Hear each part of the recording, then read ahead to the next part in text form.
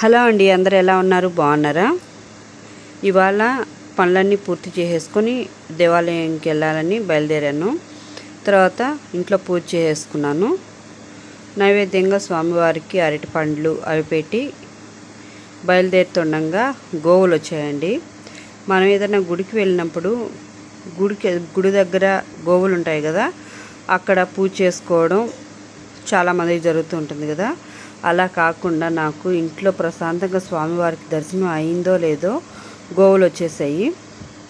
ఈ గోవులకు కూడా పూజ చేసుకోవడం, గుడికి వెళ్ళాలనేసి ఇంక బయలుదేరుతూ ఉన్నాము. ప్రతిరోజు కూడా స్వామివారికి మన నైవేద్యంలో అది లేదు ఇది లేదు అని అనుకోకుండా ప్రతిరోజు బెల్లం ముక్క కానీ స్వామివారికి నైవేద్యం పెట్టామంటే చాలా బాగుంటుంది. తర్వాత మర్మం తెచ్చారు మా వారు. ఆ మర్మం స్వామివారికి సమర్పించాను. చాలా అంటే చాలా స్మెల్ వస్తుంది కదా, మంచి సువాసనతో. అలాంటి స్వామివారికి పెడితే చాలా మంచిది. తర్వాత చూడండి, ఎద్దు అనమాట. ఇది ఆవు ఎద్దు. ఉదయం ఏమో ఆవు వచ్చింది.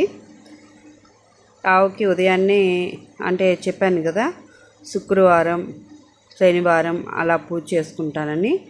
తర్వాత ఉదయాన్నే ఇంకా గోపూజ చేసేసుకున్నాను. గోపూజ చేసుకోవడంలో చాలా సంతోషం ఉంటుందండి.